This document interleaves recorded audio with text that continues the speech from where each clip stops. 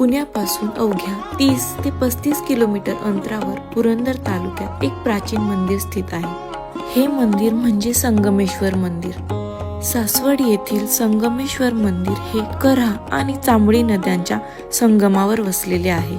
हे मंदिर सुमारे 700 ते 800 वर्षे जुने प्राचीन शिवमंदिर आहे। मंदिराचे संपूर्ण बांधकाम हे दगडी आहे। पांडवकालीन मानले जाणारे हे मंदिर यादवकालीन स्थापत्यशास्त्राचा उत्कृष्ट नमुना आहे। येथील परिसर शांत आणि अगदी निसर्गरम्य आहे। यादवकालीन सभामंडप, नंदीगृह आणि गाभारा असून मंदिराच्या बाहेरील भिंतींवर सुंदर नक्षीकाम आहे। मंदिराचा कळस हा पेशवे काळात बांधला गेल्याचे मानले जाते।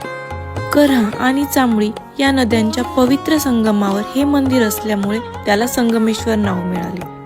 मंदिर परिसरात शांत वातावरण असून हे ठिकाण ऐतिहासिक आणि धार्मिक दृष्ट्या महत्त्वाचे आहे।